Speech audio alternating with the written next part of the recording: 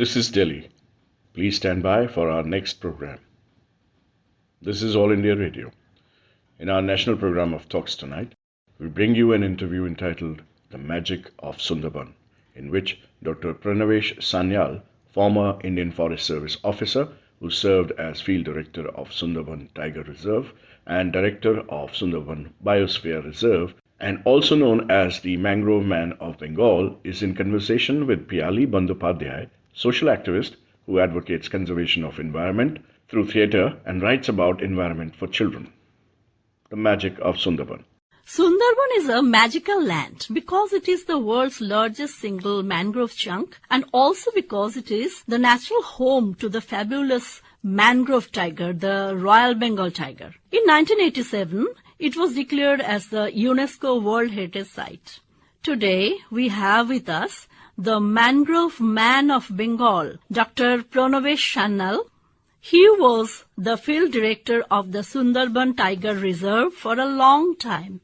He was also the director of Sundarban Biosphere Reserve. At present, he teaches the biological oceanography at Jadavpur University. He is the president of Kolkata Wildlife Society and a cat specialist at IUCN. Welcome to this program, Dr. Pranabesh Sanyal. Now, to the layperson, the Sundarban means the Royal Bengal tiger. What is the population of Royal Bengal tiger of Sundarban today? Well, Sundarban tiger population, we guess, is 120 tigers, but after the pandemic, it has increased. Before the pandemic, the total tiger population in Sundarban used to be about 120 numbers. But after the pandemic, it has increased to nearly 150 because the cubs of tigers, they grew up very quickly. In 2 years, normally, they grow to the normal size. And today, the population is, as I told you, is 150 numbers. Okay, sir. My next question is, are the tigers the only cats found in Sundarban? Actually, in Sundarban, there are other type of cats other than tiger, like fishing cats, which is also endangered. And then we get also the leopard cat, which are black leopard cats even, which is also very interesting. And then, of course, other ordinary cats like jungle cat are there. Normal leopard cats, they are also there. Are any of these cats endangered? As I told you, the fishing cat is highly endangered. Okay, sir. Then what are the other land animals found in Sundarban? Amongst other land animals, we should make a mention of the food for tigers, that is the deer and chital deer particularly, and also the wild boar. There are a lot of wild boars in Sundarban. And coupled with this, we should also mention about the monkeys. There are a lot of macaques in Sundarban. Even sometimes they also fall prey to tigers. Is there anything special about the Sundarban Royal Bengal tiger? Yes. Normally, the food for tigers in Sundarban also comes from aquatic sources. It is not only terrestrial source, but from aquatic sources, they like a lot of fishes, they like even turtles, and also the water monitor. Okay. I've heard there are also many other endangered water animals found in the aquatic habitat. I've heard about dolphins. What types of dolphins are found here? In Sundarban, there are 3 types of dolphins. The most common is the Irrawaddy dolphin now. And they are found southern parts, and particularly after the increase in salinity, the number of Irrawaddy dolphins has increased. But the earlier Sundarban had the population of Gangetic dolphin, Platanista gangetica, and that dolphin is still surviving in the upper reaches of Sundarban. In fact, the Platanista has now migrated a lot towards the Navadvip area along the river Hooghly. And we find schools of Platanista in Navadvip area. This apart, we have also the porpoise, the black finless porpoise. And that is the number of black finless porpoise has decreased a lot. But even then, sometimes we find them entangled in the nets of the fishermen. So there are changes in the status of dolphins, as you said. Now, Sundarban is home of large estuarine crocodile. Could you please tell more about these elusive animals? Yes, the large estuarine crocodiles, they are so large that sometimes they can be compared with the caimans of Amazon. And we found even the largest record of this crocodile is there in the British Museum, still preserved. It is about 30 feet long. Do you have any experience to share with us about crocodiles? About crocodiles, it so happened that we wanted to measure the length of a crocodile, which is very difficult task. What we do, a big crocodile was basking, and we went very near the crocodile, and during basking there is an impression of the crocodile. So we came there and we went down to the land and then measured the crocodile length from the impression. It was 23 feet, so quite a big crocodile. When we again came back to the launch, and we found that the crocodile was very near us in the water, and it was showing us its head there. And such a big crocodile, the head was also quite big. We were very much thrilled on this. So are all crocodiles man-eaters? Actually, the crocodiles which we find in Sundarban, they are the estuarine crocodile. Estuarine crocodiles are all man-eaters. Okay. But that we find also in freshwater Vitorkonika. crocodiles, yes, Vitorkonika also, and lot of accidents take place. Lots of accidents. Yes. But your fresh river crocodiles, that is also there, but they are not man-eaters. So, are there any interesting animals found in water? Yes, there are lot of otters in the water, and amongst these there is one type which is called short-toed otter, which is globally endangered, and we are still finding it here. In fact, in the Calcutta Museum, the short-toed otter, which has been preserved, was collected from Sundarban itself. Then, other than this, we also find here the otters, normal otters, which are used, the smooth Indian otters we call, which are actually used by the fishermen for catching fish. Also they use this. Catching what kind of fish? Actually, Pomfret? no. Normally, larger fishes. Larger fish. Yes, and it should be scaly fish. Then otters are used for that. Other than otter, of course, we have the very highly endangered turtles. The turtles, the marine turtles particularly, the marine turtles, olive ridley turtle we have, which is endangered, and an estuarine terrapin we have. It is called Batagur terrapin. Batagur basca is the name. Okay. And this particular terrapin now is practically not found anywhere in the world. Okay, it's very So interesting. it is very interesting, and we have been successful in breeding Batagur. So, I've heard about true mangroves. So, please tell us more about true mangroves. Well, true mangroves are mangroves belonging to Rhizophoracea family, and also these mangroves we do find in the many places, including even Calcutta. Even in Calcutta we have seen that there are members of this Rhizophoracea family, and also the true mangroves like even Chakkaura, that is Suneracia cassularis. That particular plant is also a true mangrove. We find it near the Ganges of Babu Ghat and Outram Ghat. It's very interesting. Yes. We find in Babu Ghat. You have told me about the name Godia comes from Yes. a tree, Yes. a mangrove tree. Mangrove. Please tell us It is about also it. a true mangrove, Gadia.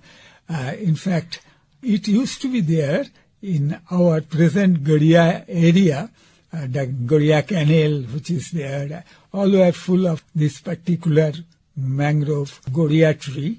This is a Rhizophorus member purely.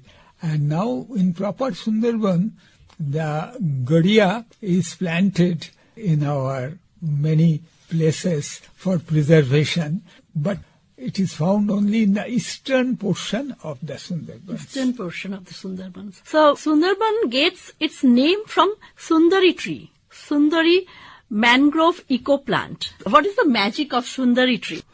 Well, Sundari tree is actually a teak of Sundarban. Teak of Sundarban. Yes, Okay. because it has repellents, insect repellents, and its timber is absolutely red, blood red color. So it is very popular for boat making, for furniture, for post. But we are restricting the felling of Sundari trees. That's because its number has dwindled a lot, and due to increased salinity, even in Bangladesh, where the name of Sundarban was derived from this tree, there we find that 40% trees have died due to a tip-dying disease caused due to excess salinity. Okay. What is the mangrove eco garden? Are there any endangered species in Sundarban? Mangrove eco garden. Yes, mangrove eco garden actually preserves certain species of mangrove of Sundarban, such as in Jharkhali area of Sundarban, we have a mangrove eco garden with 55 species of Sundarban, and in Dayapur area, this particular eco garden is also famous for this Godia trees. Godia trees. A lot of Godia trees have been planted here. Do the mangrove plants have any commercial utilization? Yes, of course they have. The maximum use is, of course, for the fuelwood, but as a timber also, there are quite a few plants which are very good. As I told you about Sundari, similarly there is Dhundul. Dhundul. Dhundul is Xylocarpus, and this Dhundul particularly is a very good furniture wood, excellent furniture wood actually, and due to its high quality, it is now getting rarer because human pressure is quite selective on Dhundul. Sir, you have told me an interesting story about Dhundul, the permit of Dhundul. So please tell. Yes. Actually, when I took over charge of Sundarban Tiger Reserve in 1980, I found that a very peculiar thing is that the permits which are given to the woodcutters, in that there was no permit given in general, but one particular man used to get the permit of the Dhundul trees. His permit was only for Dhundul, and he had good factory sort of thing to prepare cots, to prepare flower vases, Flower vessels. toys. Toys are also everything, made yeah. from this. Also, we found that in this particular wood, we could get the bent sticks of the umbrellas. It has a specific use for this. Since British time, actually, a particular family used to get this permit, but now only recently, as I heard, that it has been stopped, the permit of Dhundul, because the total number of trees have been dwindled. Does the mangroves have any medicinal value? Oh yes, out of 95 species of Sundarban, we find 43 species have medicinal use by the locals. And particularly one plant is very famous nowadays, that is Horgoja. Hargoja. Horgoja, Acanthus ilicifolius. This Horgoja plant, the decoction of its leaves actually reduces the tumor of liver. That is why it has been valued very much for this medicinal so it is use. used for liver cancer Liver therapy. cancer therapy. Okay. Local people, for tiger bites, they will also use this Horgoja leaves, particularly because it has also antiseptic properties. Okay. And a very powerful antiseptic it is. Do we get any mangrove thatch material in the forest? Yes, the best thatch material is Golpata thatch, Nipa fruticans. Golpata is the most popular, but next to it, of course, the Hetal is not of that quality, but it is the second choice. Hetal is also used for Also that. used. Could you tell us about some more interesting plants in Sundarban?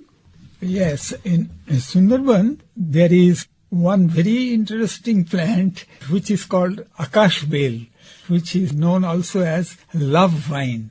It is actually a climber and it grows on the Gewa trees, the Excicaria trees. It's a climber, it's an orchid. It looks just like orchid, but actually it's not an orchid. It doesn't belong to Orchidaceae family. It belongs to Lauraceae family. People are generally interested in orchids.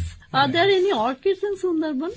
Yes, orchids are there, but mostly it's quite common orchids like Rinco stylis, which we get very commonly on the mango trees. Those are available in Sundarban. When you were the field director of STR, how did you face the tiger stray problems inside villages? Well, tiger straying problem actually could be tackled by two methods. One is that villagers, they did not go to the Hetal bushes. Hetal is the preferred habitat for the tigers.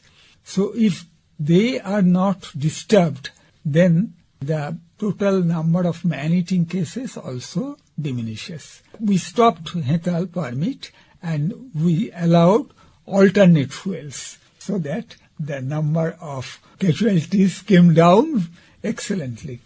What is the other method to control man-eating tigers? There are two main methods. One is to put a human mask on the rear side of the man so that the tiger doesn't understand which side is mouth and which side is back.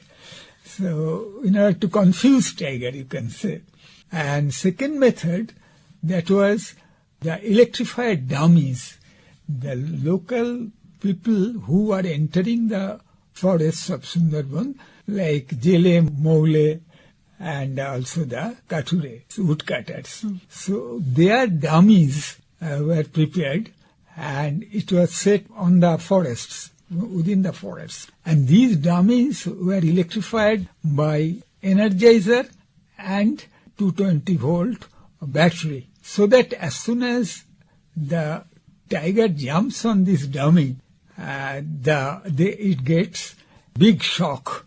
That is how we could control. It is called smarting the man-eater. Smarting the man-eaters. So are there any species of plants which is edible by human beings?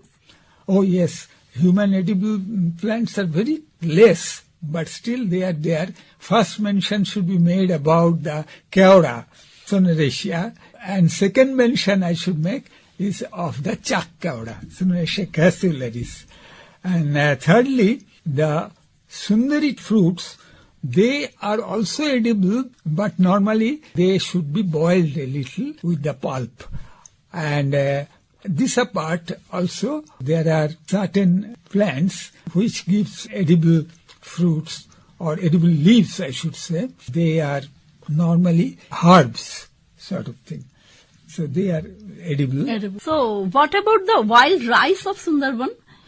Yes, in Sundarban there are a lot of wild rice, and this wild rice is also edible when particularly it is collected in an en masse collection of this. It is called dhani ghas. Yeah, it is called dhani Dhani ghas ghas locally. locally because it looks exactly like dhan. And we all know Sundarban is famous for honey. What is special about Sundarban honey compared to the honey found in other parts of the country? Yes, the honey of Sundarban is totally pesticide free, which is a very rare thing in other areas. Most of the areas it is found from the cultivated actually fields. So that's why the pure forest honey is the Sundarban. Because it is pesticide free honey, it has a great demand for that.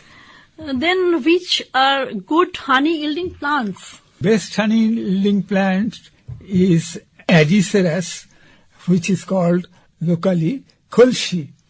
This Khalsi honey is the best honey in Sundarban, and normally during the month of April it is collected. And you told me it gives a aesthetic beauty in the forest when it is flowering. Yes, the flowering starts in April and it gives excellent beauty of forest because most of the mangrove plants are in flowers during that time, and you are also getting smell of the honey, nectar I should say. Nectar smell. And Khalsi is yellow flower. Yellow flower. Kakra is red. Yes, kakra is red. And what about the fall color of Sundarban? About fall color, there is only one tree in Sundarban which has a fall beauty, you should say, that is the Gewa, Execaria. Yes. Tourism obviously is an important industry in the Sundarbans. Now, does the population pressure and coming of tourists affect the growth of certain trees of the forest? What do you think, sir? Well, some of the trees are cut to facilitate tourism. I have seen the watchtowers which are there. Radially on all sides of watchtower, the forest is cleared. And within those areas, excellent mangrove plants are also cut down. So that sacrifice is not very much advisable, actually. Have you come across any myths and stories associated with Sundarbans? Yes, actually, in Sundarbans, the local people believe that the tigers which kill the human being, the lot of man is killed by the tiger, and sometimes it is in a concentrated place. And in those areas, the local people, they fear about the ghost. They call it Begobhut, tiger ghost. Begobhut. Yes, Okay. Tiger ghost. And I have, of course, some personal experience of this tiger ghost, which is normally people will not believe, but it happened. Please tell the story. It is very interesting. Yes, we are taking tea on the deck, and we found that suddenly whirlwind came from the hetal bushes, and it came, it encircled us, then it went again to the hetal bushes. And my orderly, who is the Sundarban born, she said, "Sir, this is the tiger ghost." This is Begobhut. Then it goes to the hetal bushes. Yes. And diffuses. Yeah, it diffuses. Sir, have you ever come across the pirates of Sundarban? Yes, pirates we came across because Sundarban is infamous for the pirates, and when particularly it is very early morning, we found the cheap sort of boats. Cheap means elongated boats. They are used for pirates, by the pirates. And the pirates, they take one or two cheap boats at a great speed. They were passing by our motor launch at night. And then I had the encounter with them. We had the encounter also. Oh, yes. Encounter. Because we have a dress which is a tiger-proof dress. Okay. So that dress we can use, actually fearlessly we can use with the pirates. So we use that tiger guard gear we call. Guard gear. Okay. Sir, what souvenir from Sundarban do you advise tourists to take home? I think best thing will be the Keoda fruits, the Sunaricia cassularis. They are very large fruits, and this will be very useful in home also for pickles preparation, for chutney preparation and all this. And honey, also honey. And also Sundarban honey, of course. Sir, you are a geologist and an environmental activist. So, could you please tell us why is the salinity of the Sundarban increasing?